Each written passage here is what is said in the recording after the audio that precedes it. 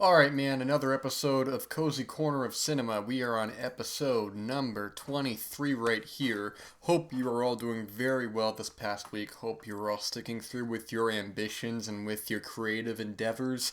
And I hope you all are enjoying this nice, beautiful weather that we've been getting lately.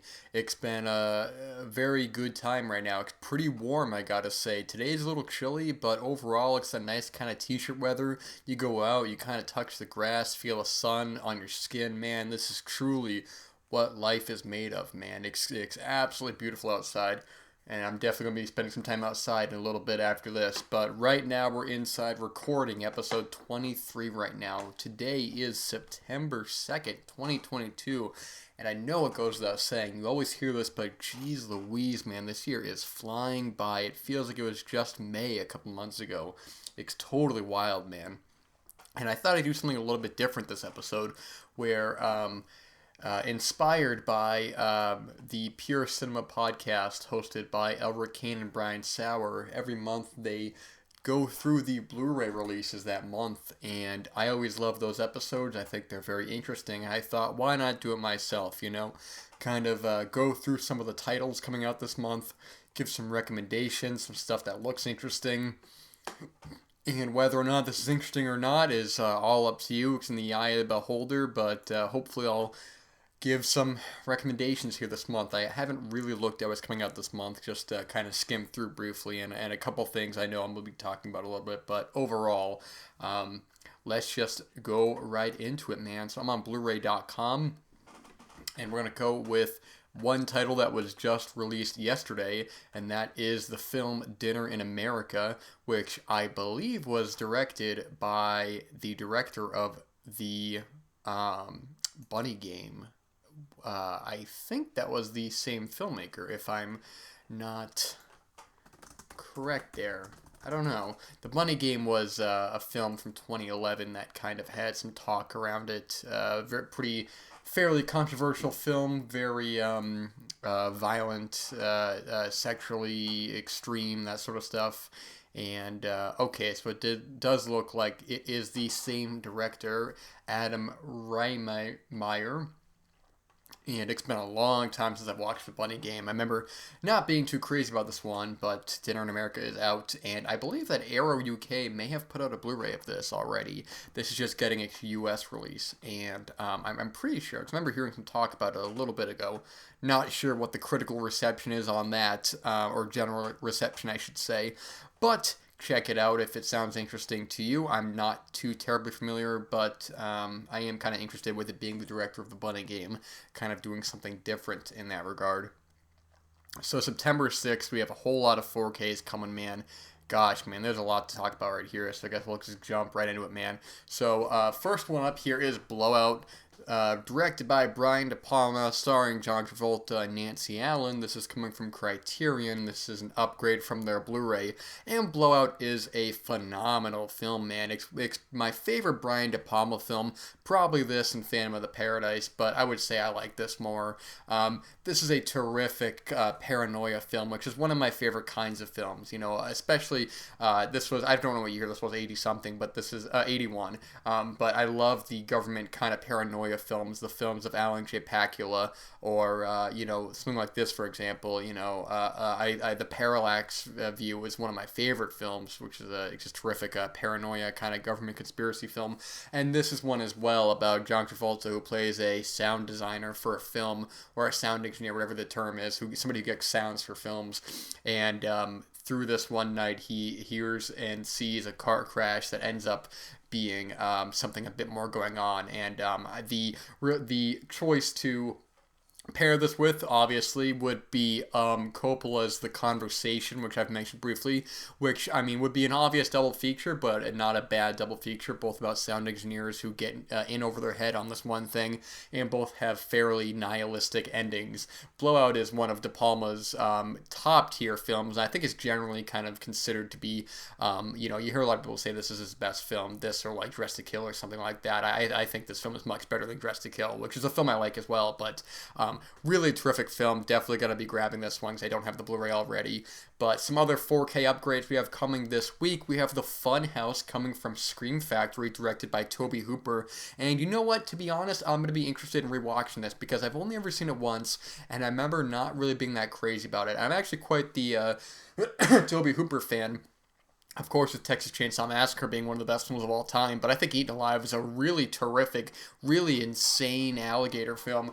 But The Funhouse, I remember, never really quite clicked for me. There's moments in it that I always enjoyed, but overall, it was never a film that I really kind of gravitated towards, which is kind of funny because I have a real soft spot for films set in carnivals. I really love that setting, man. A really terrific film that I might be in the minority of liking is probably Malatesta's Carnival of Blood from 1972, I think. That was put out by Arrow as part of their American Horror Project series, and that's an experimental film that takes place at a carnival that I really like, as well as recently the amusement park, The Lost film by George Romero. I think something very interesting about setting a film at a carnival like that, a horror film, and this is the amusement park is definitely during the day, whereas this is after hours where some kids break in and do some stuff there.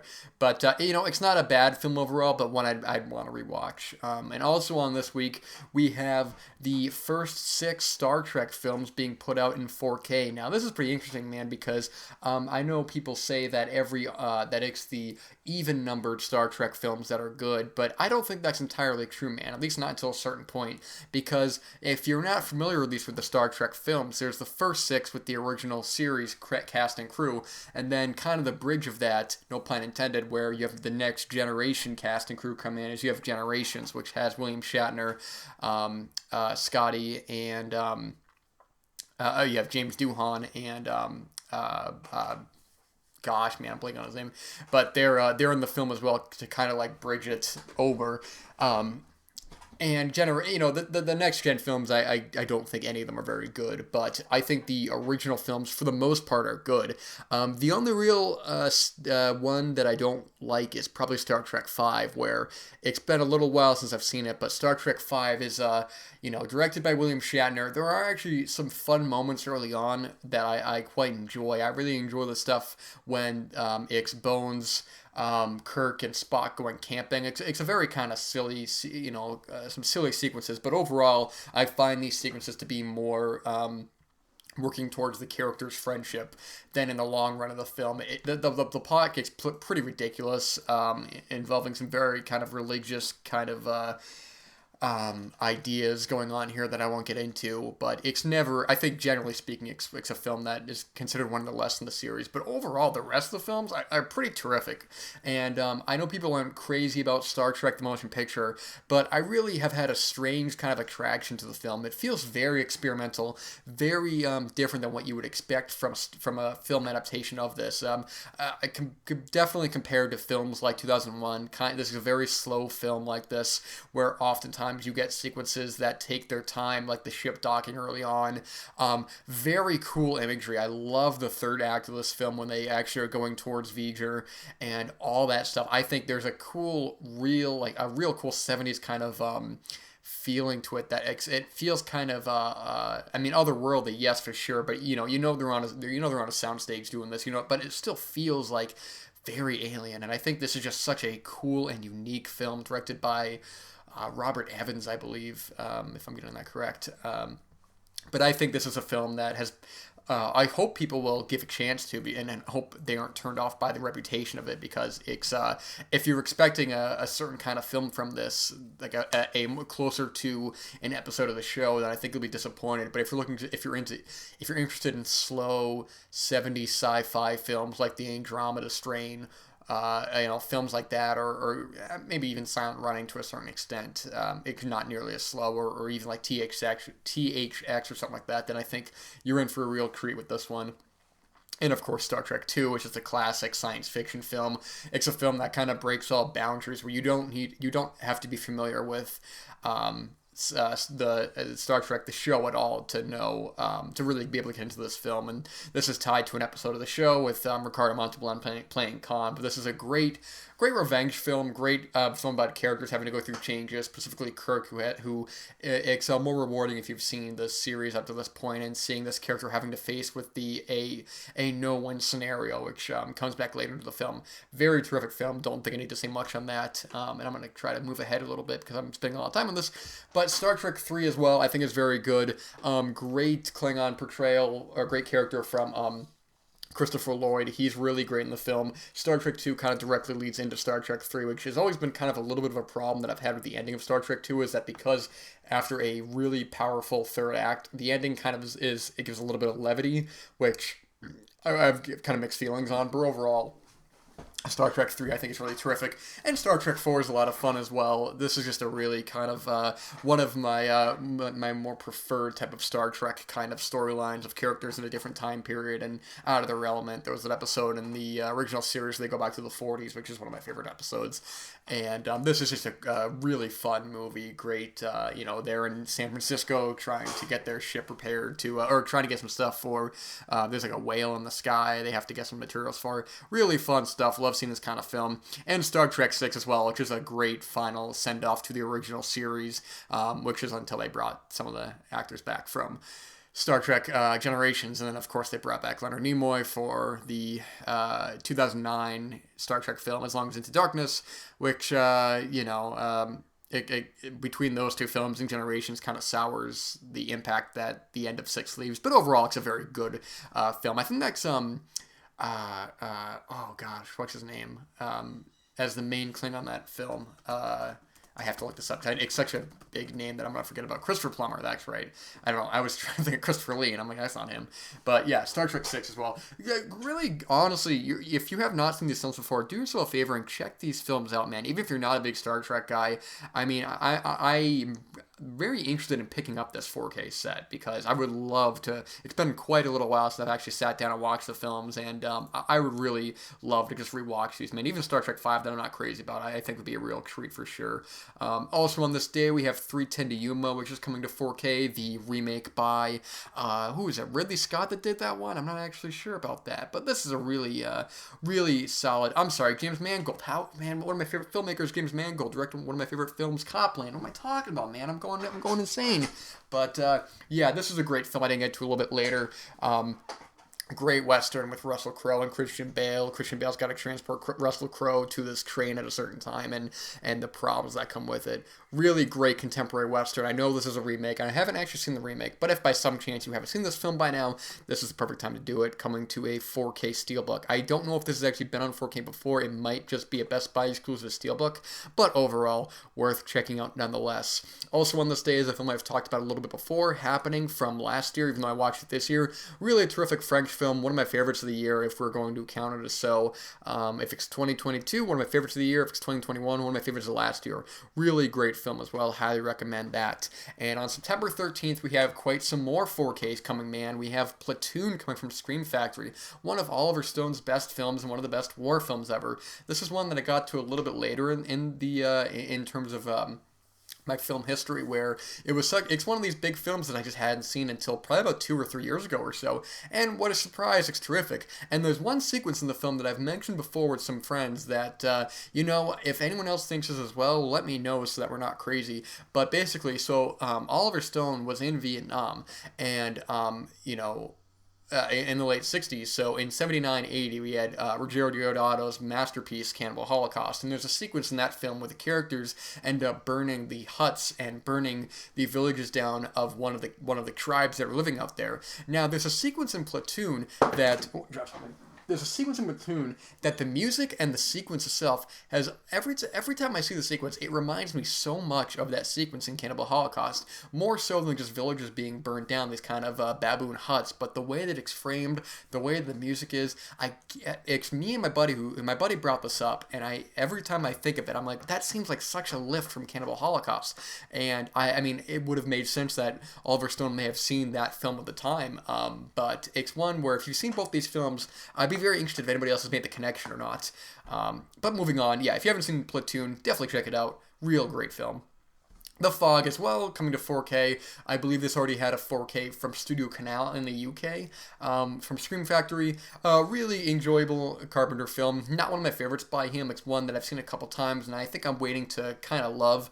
But overall, a very good film as well. I think this is one that most people have seen. Real Genius as well, coming to 4K with Val Kilmer. Have not seen this one, but Brian Sauer is a big fan of this one. So this is one that I'm definitely going to be keeping an eye out for. Friday the 13th coming to 4K. Interested to see how the transfer is on this because it's a Paramount title, and they're actually fairly good about their Blu-rays and 4Ks, man. I don't know if they're still doing the Paramount Presents series, but they've actually been doing quite a bit of effort into some of these as well. I'm not going to go through every single title here, but we have Monty Python's Meaning of Life, which is coming to 4K. Cool World, one of the last feature film directed by Ralph Bakshi, coming to Shout Factory. Shout Select releases. And you know what? This is not a great film, but it's not a bad film as well. It's a film that's gotten a lot of flack, and I definitely get the sense that it feels a little incomplete. I don't think the script is totally there, but there's some really cool stuff going on in this film, man. I've mentioned before how big of a Ralph Bakshi film I am, and this is a bit more PG-13 as opposed to some of his more adult-oriented films like Heavy Traffic and Fritz the Cat and such like that, even though he would go on to do stuff like Lord of the Rings and Wizards, which is a little more family-friendly. I mean, Wizards has the Nazi imagery in it, but comparatively so. But yeah, Cool World, man, it's, check it out. It doesn't feel like a totally complete film, but it is still a very cool film as well. Let's see here. Fatal Attraction's coming to 4K. Haven't seen that one. Elvis is coming to 4K, which actually, at the time of recording this, is now available to stream on HBO Max.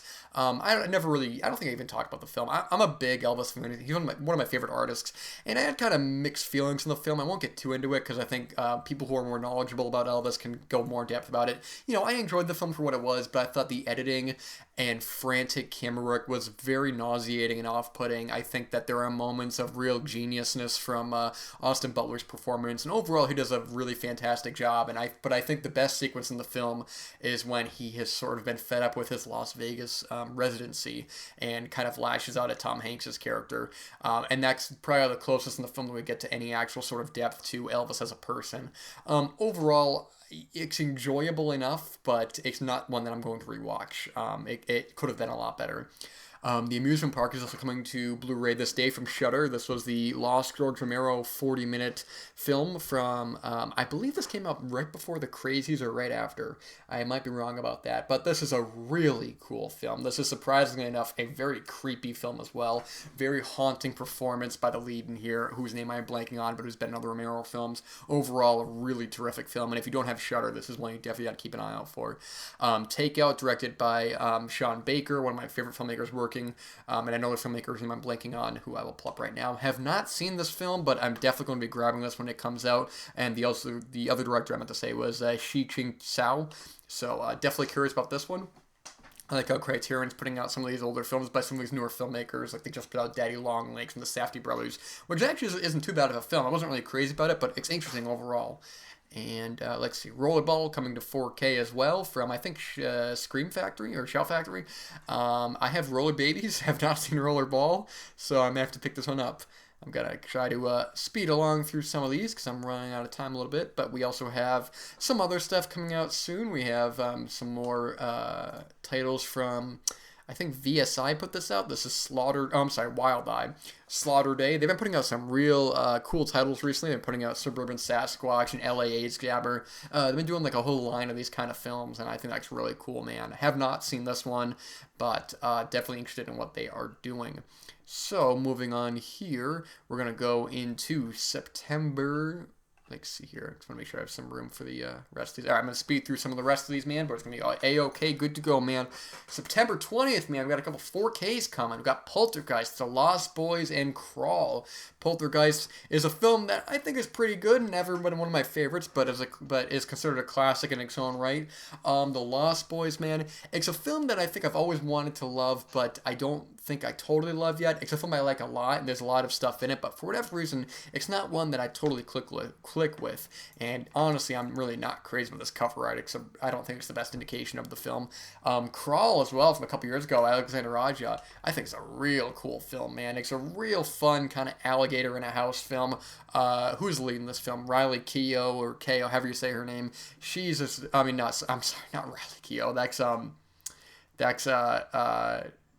And the actor I always get mixed up with, which is Kaya Scodelario. Whatever. I always get those two actors mixed up, and even when I was watching the film, I was like, oh, that's Riley Keough, and and then afterwards, I was like, wait a minute, no, it's not. I think this is a really fun film. Check it out. Pretty recent film. Love Alexander Raja. We also got Adam McGoyan's Exotica coming to Criterion. We have King Kong getting a re-release from Warner Archive. I have the old Blu-ray from a little while ago. That was the book, and if you haven't seen this film already, you gotta pick this one up regardless. Old Henry getting a 4K from Shout Factory. I watched this film very recently with Tim Blake Nelson, and man, let me tell you, what a terrific film this was, with one of the most jaw-dropping twists in a film, or reveal, I should say, where there was a reveal of a character, and I went, man, I did not see that coming, but all the signs pointed to it. Old Henry, do yourself a favor, if you're a Western fan, check this one out. It's a lot of fun. We also have some other cool stuff coming from Mondo Macabro. We have House of Terrors, Don't Deliver Us from Evil, which was actually a DVD of theirs, which is getting an upgrade. Haven't seen the film before, but I'm really interested in it. We also have a haunted Turkish bathhouse, which I'm not familiar with. A couple Woody Allen films coming. We have Bananas, which I haven't seen. Everything You Always Want to Know About Sex, but Were Too Afraid to Ask. Love and Death. I feel like I want to do a deep dive in Woody Allen's work. I've only seen a handful of his films, and a lot of his big ones I have not seen. So if you're interested in those are coming as well. Also some stuff from Indicator as well. You have Orders to Kill, one that I haven't seen, but I've seen that cover a lot, man. I'm actually really looking forward to checking this one out. And I should also say that these are going by US releases. I'm not really focusing on the European releases because I'm just going by the Blu-ray calendar here. So this is just solely for the US releases. Alright, man, we're going to wrap it up with the last week of the month. So we have some titles here. We have the remake of The Evil Dead from 2014, or was it 2013? I don't remember. Coming from Scream Factory. This is a new 4K edition. I believe this is the extended, unrated cut to my knowledge, or at least I believe it's included. Not a film I'm particularly a big fan of. I have some big problems with, but overall, I see a lot of people who do enjoy this, so if you're interested in upgrading, this is there. I remember the Blu-ray being pretty cheap before. I remember seeing that for about $5 around, so if you're interested, it's there.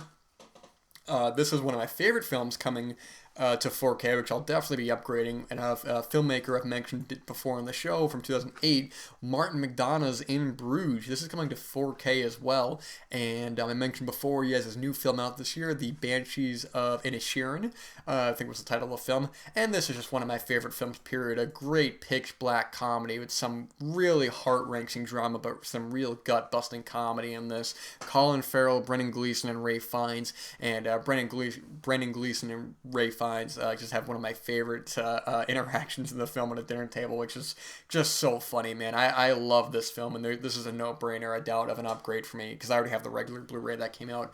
I Know What You Did Last Summer is getting a Paramount 4K. Not a film I'm particularly a fan of, but I know some of my friends are very big into this film. And actually, ironically, I just rewatched Scary Movie a couple nights ago, which has some big parodies of that film in that, and I'm a big fan of that film. Maybe I'll get that 4K if it ever gets announced. But yeah, I Know What You Did Last Summer. I like this cover art a lot, I gotta say. We have War of the Worlds and When Worlds Collide coming out on 4K. War of the Worlds was previously released on Blu-ray from Criterion Collection, and War of the Worlds is actually not a bad film. I think it's actually pretty fun. I saw it for the first time at an all-nighter, which is kind of crazy I was even there, because I don't really like all-nighters, but it was the first film of the night in 35mm. I'd never seen it before, and you know what? It actually surprisingly plays well with an audience. Not my favorite film from this era. I've said before I really love science fiction from this era, but not one of my favorites, but overall I think I definitely see myself buying this, because I never bought the Criterion Blue. The Incredible Melting Man, which is an upgrade from the Scream Factory Blu-ray, getting a Vinegar Syndrome 4K. I have the Vinegar Syndrome subscriber package, so I'll be getting this in the mail, but have never seen this one before. Heard kind of mixed things about it, but looking forward to checking it out regardless. Coming from Criterion, Sound of Metal in 4K. This is a recent film starring Riz Ahmed and, who's the girl who's been in a bunch of stuff? She was in Thoroughbreds and Ready Player One. blanking on her name right now, but she's in the film as well. This was a really solid film put out by Amazon. So if you're interested in watching it and you haven't, you don't want to buy the 4K, check it out on Amazon. About a drummer in a metal band who starts to lose his hearing, and it's a very emotionally character-driven film. This is one that I think I'm definitely going to be buying as well. This was one of my favorites of 2020. The Birds 2, Land's End, coming from Vinegar Syndrome, man. The funny thing about this announcement is that a couple days, like about a week or so before this got announced, I was actually talking to somebody, and I was saying, man, I could see Vinegar Syndrome putting out The Birds 2, and lo and behold, a week later, here was the announcement. I've never seen The Birds 2. I'm kind of curious about it, but I'm not expecting much. I know Tippi Hedren is in it as a different character. Don't know how that works, but I guess we'll find out when I get in the mail. As well as Hot Snake slash Guns and Guts. I truthfully do not know anything about these films, so I guess I'll find out when I watch them.